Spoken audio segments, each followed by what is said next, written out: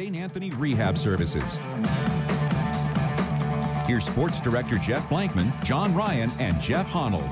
It's Tuesday morning again. Time to talk a little high school sports and more. Really? That's what we got to talk about? As the birthday celebration for one Jeff Honald continues. It does keep going on and on and on. Yeah, you're like the birthday that just wouldn't end. You know, there's a lot of people do birthday weeks and months. I usually try to do half a day, but this thing just keeps dragging out on me here. We got an interesting little thing in the mail the other day. I don't know if you want to address this, Jeff. The other Jeff. Yes. You might want to show it to the camera. Yeah, Dan Pomeroy. Our one fan. Yes, our one fan, along with Randy Snyder, I guess. But we'll see. We just count them as one together. Yes, yeah, they're a pair, yes.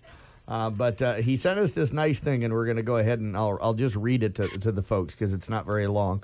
Mr. and Mrs. Honald, now this would be Jeff's parents. I don't want to say their names in case they don't want them on the radio. They don't care. Doug and Linda. Yep, Doug and Linda. Just because the other ones don't want to claim yes. me. Okay. Mr. and Mrs. Doug Honald are the parents of a son born January 21st at St. Anthony Hospital in Carroll. He weighed 7 pounds 6 ounces and at press time had not yet been given a name.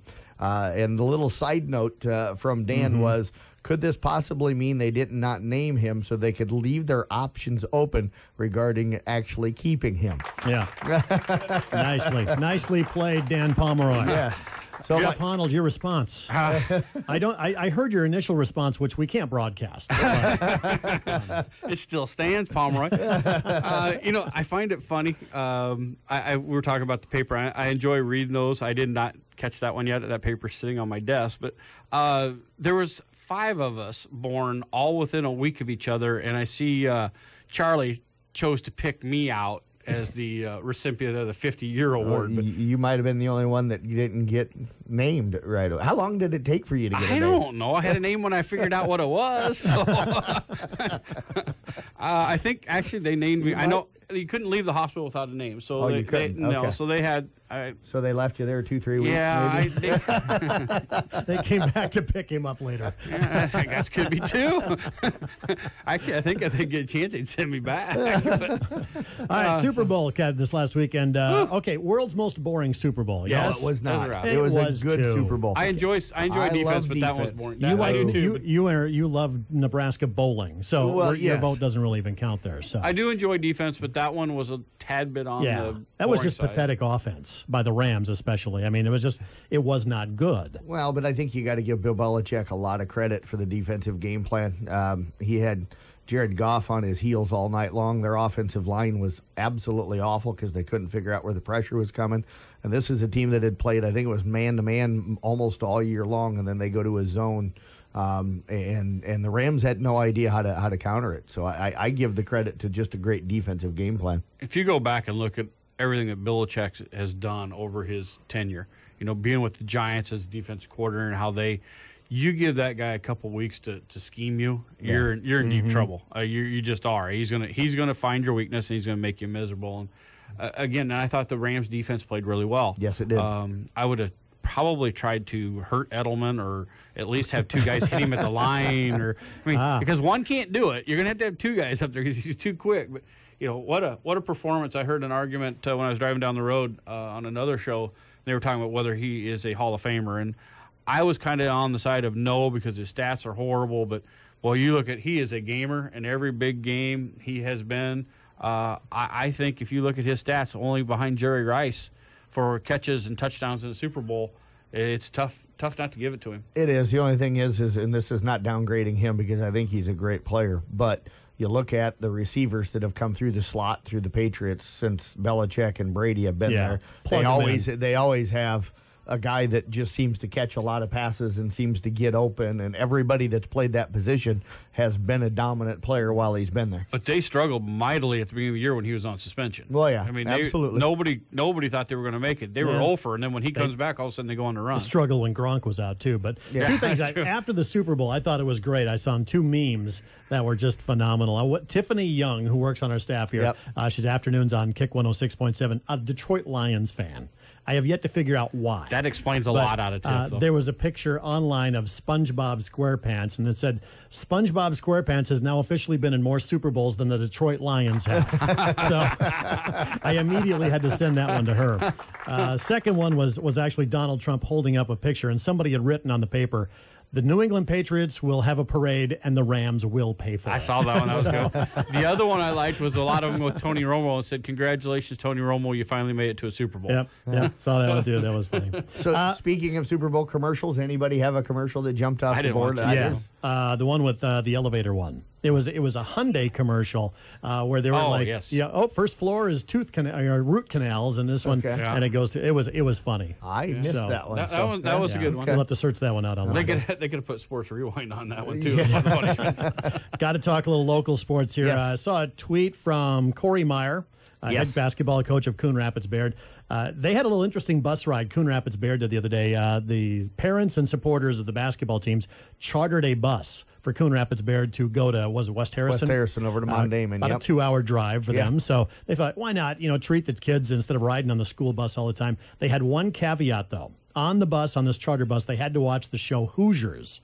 The old Gene Hackman. That feels like a Pomeroy deal to me. Man, you talk about a great movie. Yes. Well played to parents and everybody down in Coon Rapids. That's a cool idea. It is, absolutely. And luckily they went over there and they got a pair of wins. Their girls on a 2-game winning streak after picking up a win over Booyer Valley last night. So they're heading into the playoffs, which get underway on Thursday, playing their best basketball right now. So congratulations to them and to Caitlin Christensen, first-year head coach down there. Is really starting to get them kind of going and get them playing their best, and they've gotten better as the season's gone on. Absolutely. So speaking of girls basketball, also Taylor Huska just set a record for East Sac County. Yeah, she's become the all-time leading scorer at East Sac County. So that's separate from Wall Lakeview Auburn and separate from Old Sac City as well. Congratulations to her. A great player and a great scorer. She became the first full-time East Sac player to go over 1,000 points in her career, and that record may hold for a while because she can put the ball in the basket pretty well. No kidding. One of my favorite post-game interviews, too. Yes. It's just like talking to the coach. Yeah. Knows the game, plays it a lot. Yeah, absolutely. A terrific kid to talk to. Yeah, you can just go, all right, rebounding. She just goes. Yes. That makes our job a whole lot easier. It so does. congratulations to her. Yeah. Terrific player. And Jared Burks from South Central Calhoun getting an honor this week. You bet. He's going to be playing in the Shrine Bowl coming up in July. So congratulations. Mom's going to let him? I think so. Mm-hmm. That's quite an honor. I'm sure we'll have other kids. They haven't announced the roster yet. But that one was thrown out on Twitter yesterday. So I'm sure we'll have some other kids that will be playing in that game, and we'll announce them as soon as we can kind of find out who they are. All right, now, speaking of South Central Calhoun, I wanted to mention, too, Matthew Clark. Yeah. I went up and did the Newell Fonda games with him. That kid threw a couple of passes in there that I swear were like Sports Center top 10s. Yes. I mean, little no-look passes and just pinpoint passing. He was really on top of it. Yeah, he is. He has worked really hard at the point guard role. Goes to a lot of point guard camps during the off season, and has really spent a lot of time to become as good as he is. Terrific shooter, but he sees the floor well, and he's done a really good job. Early in the year, he was scoring more. And now that they've had some other guys kind of step into those scoring roles, he's not scoring as much, but it's because he's distributing the basketball to their other scorers, and that's part of the reason why their boys team is so awfully good this year. And Zane Newbaum went for 30 that night. Yeah. He had a great he's ball had game. A great year. Him and Jared Burks have been dominant inside, and then you've had Homer March and Brendan Holder, a couple of guys that have scored as well. But he can step back out if they take away Newbaum or try to take away Burks. He can step out and burn you as well. So absolutely, Clark's doing a great job up there. Yeah, I did the game with Dave Burks, which Jared's dad, and Jared did not have a real banner game that night. Right. You have just have those games, man, where nothing goes your way. That was kind of Jared that night. Picked up a foul and then bam, a second foul right away. Took him out of the ball game almost immediately. Right. Came back in and bang, 2 more fouls, and it was not Jared's night that night. And his dad was like, oh boy. But it was kind of funny to hear the parental reaction to all of that, and nothing that Jared really did wrong. Just you have those nights, man. You have those nights, and every now and then they happen. Yeah. All right, so we got something coming up called playoffs. Don't talk about playoffs. You kidding me? You're still doing playoffs? it. I'm proud of you. I just hope we can win a game. That's it's your birthday. I'm giving you one. It's against every fiber of your being to play that. It is, because it drives me absolutely insane. But we will talk about the postseason coming up next on KCIM Sports Rewind. As the athletes at your house prepare for.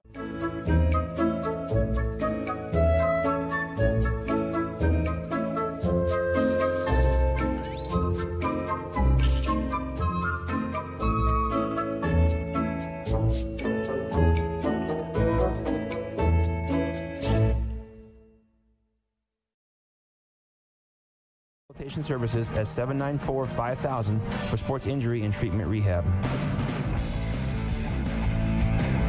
It is KCIM Sports Rewind. We are live on Facebook once again this morning with the great folks from Johnston Communications who, now they brought in a special guest. There's like 3 of them back here huddled in the corner. I was going to say, yeah. How are they all fitting back there? It's cozy. What are they sitting on back there? If I had to sit that close to you two, I would quit first. You wouldn't want to. Show is over.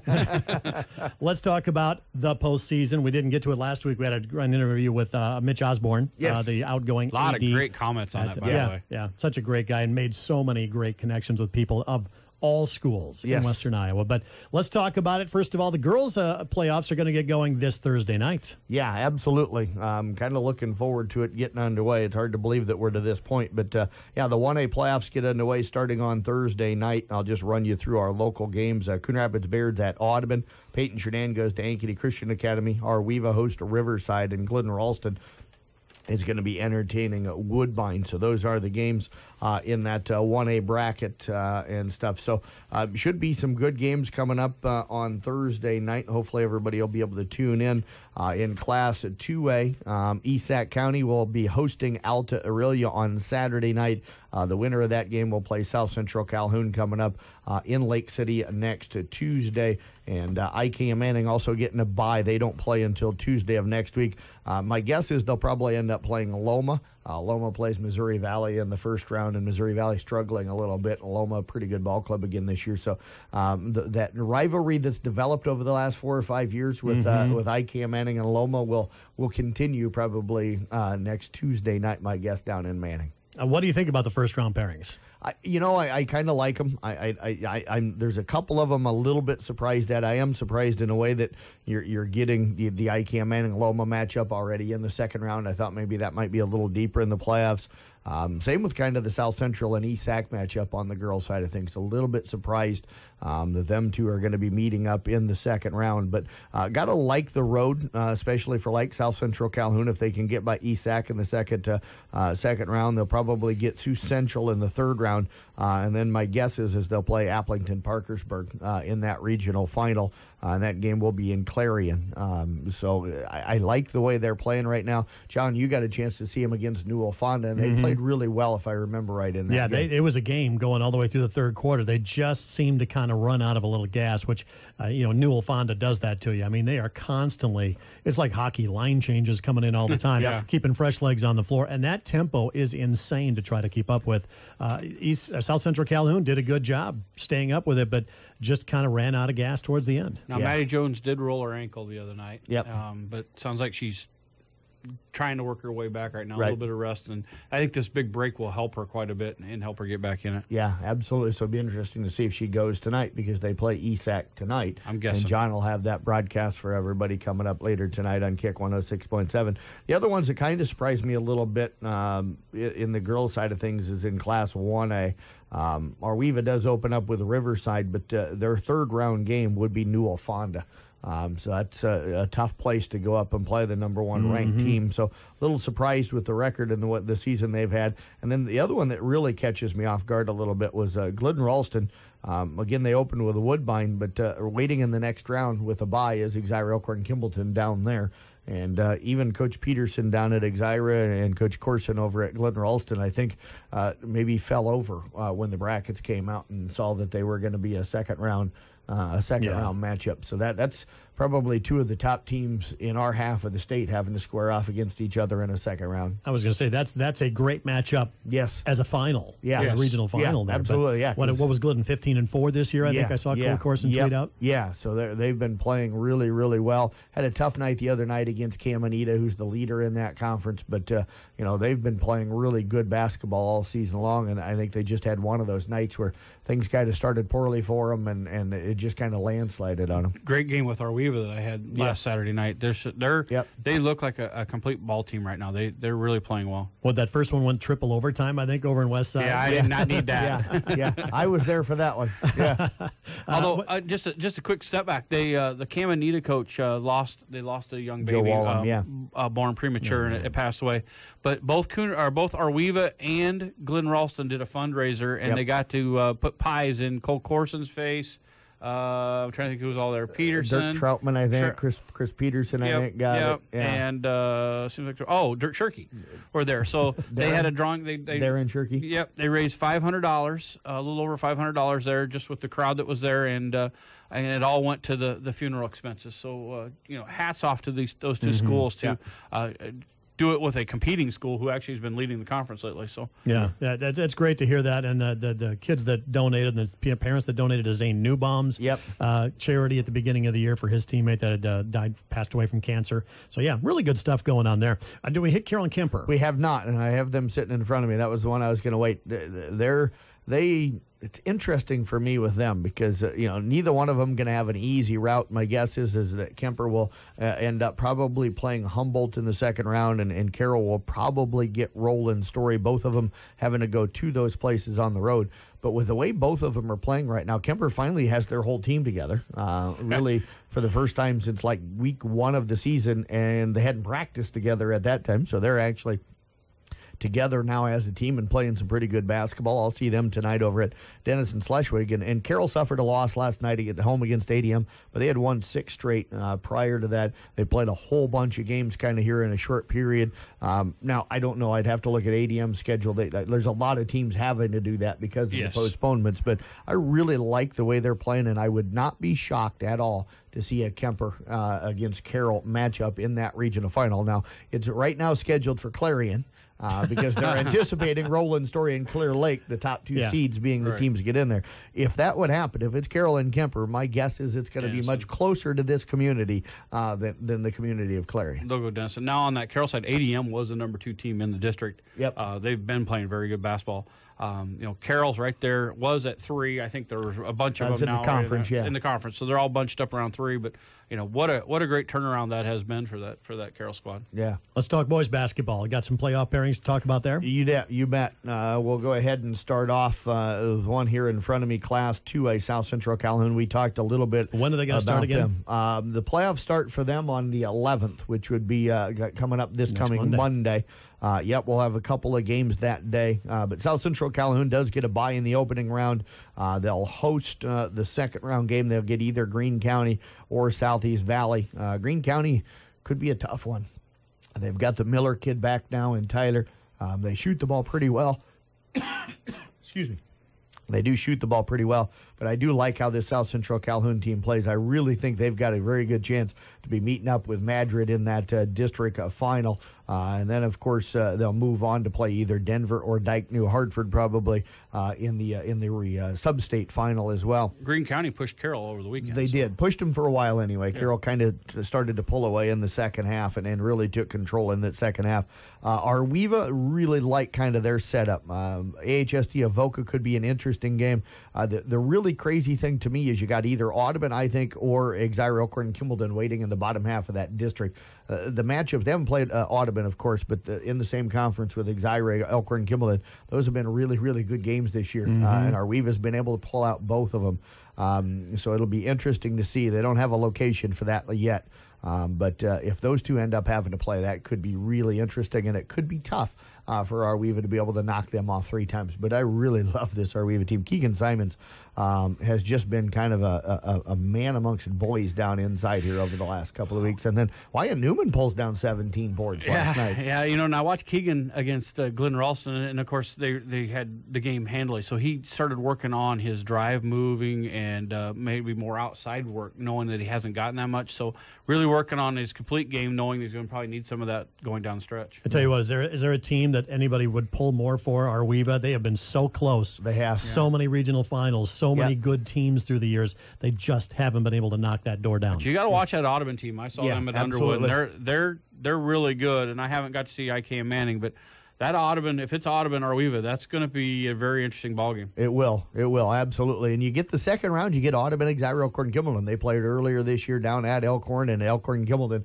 won it fairly handily. But Audubon, I think, just came off playing the night before. I don't know if they played very well that night. I look for Audubon to give them a much better game and maybe have a chance to win that second round. That's a good ball club. I saw them play Trainer last night. They lost that game, but they really kind of hung in there with the Trainer club. The biggest problem problem for them was Trainer's got a 6'10" kid, and literally all they do is bring the ball down the floor, and they would just throw it up high. They'd throw it up above the rim a lot of times and just let him go up and do it.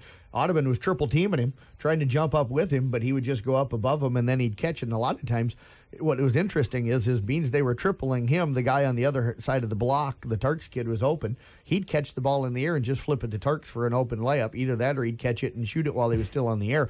Kind of hard to defend that when your tallest kid's about 6'2", 6'3", and they've got a 6'10" kid. So, that wasn't a good matchup for them down in the post last night, but I think that the way they play and the style they play, they can give a lot of teams some fits. How about the rest of the matchup field? Also in 1A, part of that same sub-state. So if Arweva or Audubon would advance, they could end up playing a couple more of our local teams. You got Glidden Ralston opens up. That's the game on Tuesday or on Monday, February 11th. They'll be up at Storm Lake St. Mary's. So we'll have that game covered for everybody. Peyton Sheridan, IK Manning also in that bracket. They get a bye in the opening round. They'll open up next Thursday, February 14th. Peyton Sheridan will play Newell Fonda at 8 o'clock. The game before that is IK Manning, West Bend Mallard.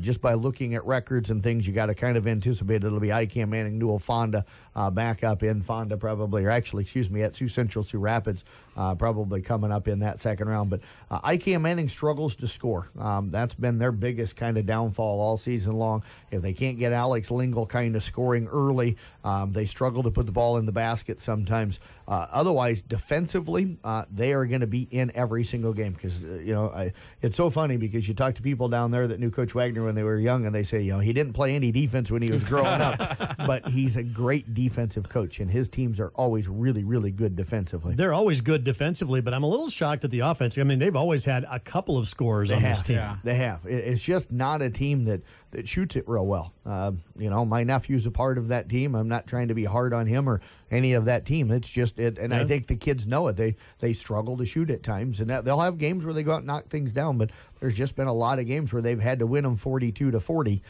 because they've struggled to put the ball in the basket consistently. Now, so far of the matchups we've covered, do you think Arweva maybe has the best route of the Yeah, I don't know if I like the Audubon or Exire Elkhorn Kimballton matchup in that second round or in that third round. I do think that's going to be tough. They certainly can get there, and they got to be the favorite to come out of that. IK Manning's got a nice route. IK Manning, I think, has got a nice route to get. That second round game against Newell Fonda won't be easy. John, you saw Newell against South Central Calhoun. I haven't had a chance to see him yet, but I think they're a fairly nice ball club. Yeah, they're athletic. They get up and down the floor. They're kind of like the girls. They're just, they want to play a wide open style. Right. Yeah. So that one's going to be, if it's Audubon, if it's Newell against IK Manning, it's going to be a contrast in styles because IK Manning wants to keep it low scoring and defensive and kind of slow things down, and Newell's going to want to get it up and down the floor. So that one will be interesting. I do like South Central Calhoun's route. I think they've got a fairly decent route and stuff, and Arweva probably would be the other one that to me has a nice route. Coon Rapids Bayard, they're kind of, it's different for them this year. We're so used to them being in with like the Audubons and the Gliddens and the teams here locally. They shipped them completely away from the area. They go down to Ankeny Christian Academy to play Nottoway Valley on February the 14th. The second round matchup with them would be Ankeny Christian Academy, who's ranked in the top 10 right now. So that would be a tough second round matchup for Corey Meyer and the Crusaders. And then the other bracket that's out, I really like the third round matchup if we can get it. Kemper away BCIG would probably be my second round matchup. Kemper opens up on February 11th, and again, I'll have that game covered for everybody. They play Maple Valley Anthony Charter Oak Ute at Alta Aurelia at 6:30. I think they win that basketball game, and then they play a really athletic OA BCIG team. There's a sophomore kid over there. I watched them play IK Manning earlier this year, a Dijon kid. He did a dunk that I have never seen at the high school level in this area. They were bringing the ball down the floor. Kid at half court throws him an alley-oop. He goes up off of the baseline, catches it with one hand, brings it back behind his head, and tomahawks it in. Wow. Very, that's very kind of stuff you see at D1 college. Yeah, absolutely, and he's just a sophomore. Wow. Extremely athletic team. They shoot the three really well, so that'll be a tough matchup. But Kemper, with that conference they play in, when you drop them down into 2A, is always prepared for the playoffs. But Esac County gets a bye in the opening round. They'll play either Alta Aurelia or Missouri Valley over at Ida Grove in the second round. I'd like for them to come out of that, and I think you get either a great matchup with them and a rematch with Kemper, which they won at Kemper earlier this year in a really good game, or against OABCIG, and I think both of those could be really, really fun matchups. So it's going to be tough for Esac to come out of that because of those teams on the top half, same with Kemper. But I really think that district final is going to be a great game no matter who of those three teams is playing in it. Do we know Carroll yet? I do not know Carroll yet. Those brackets have not come out yet. Who's on the other side of Esac's bracket? Who's on the other side of Esac? Whole Western Christian and West Sioux. Okay. So that makes sense. Yeah, yep. So they'll send them up to the Northwest as they've done for the last few years. But, you think about it, nobody expected Kemper to go up and beat Whole Western last year, and they were able to do that. So just because you see them on that side of the bracket doesn't mean that you can't get through it. So next round of the wrestling tournament coming up this weekend. In fact, 15 wrestlers making it through? I think 15, if I counted right. We'll run through those here in a moment. I do want to say something real quick before we go to the break. I'm glad to have the guys back doing the video here today. I do remember the last time they were here. Oh, yeah. You guys threw out that little thing. Thing. I thought maybe we were done doing video because I think that one got like 300 views because everybody, as soon as everybody heard that there was a possible date with me, nobody watched, which was really good. we had to hold the numbers down. I think the website crashed. It was so popular. I thought maybe I killed our video. I forgot about date with Blankman. There's a lot of people who forgot that. You get to go to any gym with Mr. Blankman, and a free bag of popcorn. It comes with that too. So we came close. Only if the concession stand gives it to me free. I'm still willing to let people log on and watch it just to get us to that 1,000 level. So we're nowhere close right now. I know that. We're a lot closer than you think. I think so. Around 850, 900. So we got more KCIM Sports Rewind coming up. Wrestling and for hard work.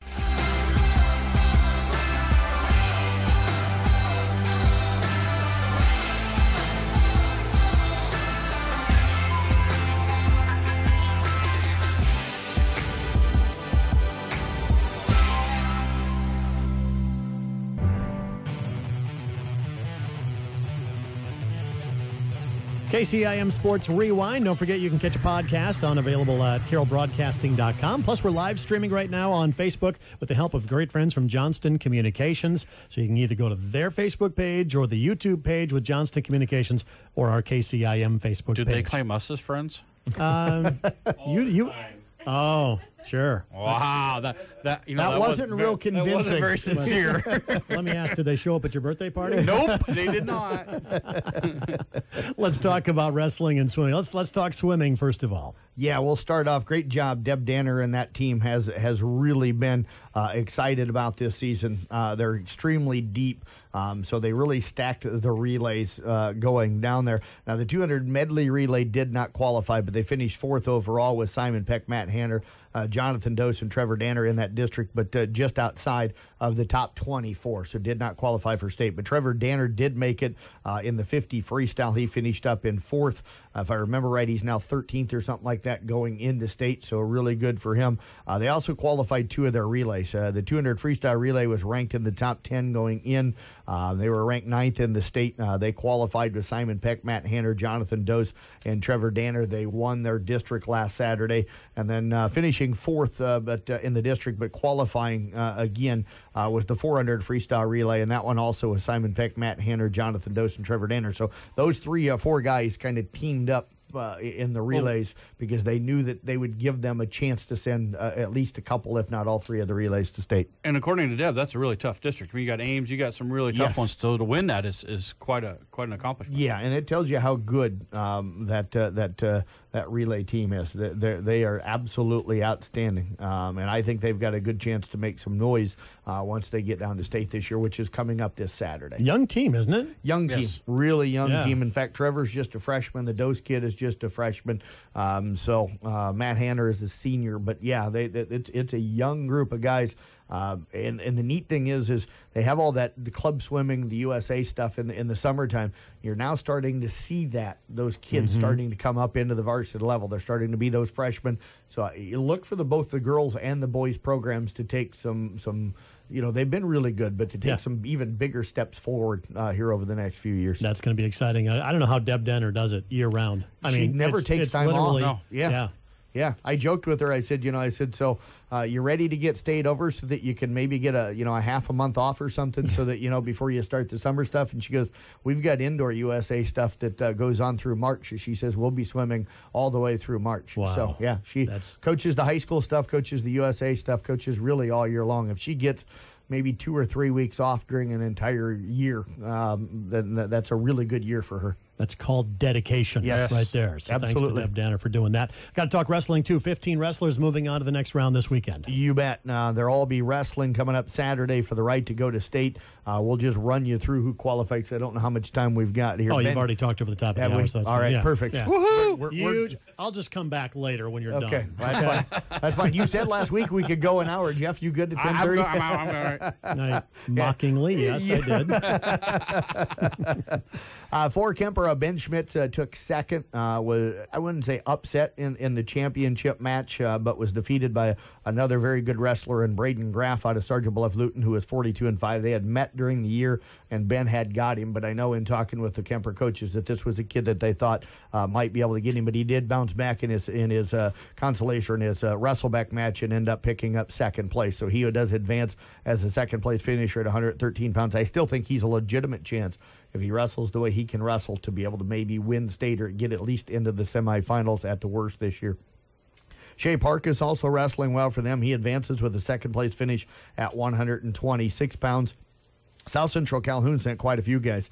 Kevin King finished second at 106 pounds. Aiden Toms was second at 113. Jordan Kamanivong was your champion at 132. Blake McAllister took second at 145. Chase McAllister was your champion at 160, and Brian King went as well with a second-place finish at 220 pounds.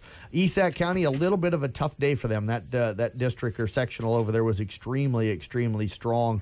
I thought they'd get a couple of more guys through, but Nathan Thompson did finish second at 132 pounds. Garrett Bruce was your champion at 170, and Kip Corbin took second at 285. Audubon had a good day. Not a lot of wrestlers, but they sent quite a few of their guys through. Trace McEwen was a champion at 182. Luke Mazinski was second at 195, and Dylan Obermeyer remains undefeated as he's now 48-0. He was a champion at 220 pounds. And then Peyton Clipperton from Coon Rapids Baird got through with a second-place finish at 126 pounds. So all those guys, along with Carroll. Carroll will open up their run. They don't have to wrestle sectionals. They'll be in a district, really strong district, but they're used to that, and I think they've got a chance to get some guys through.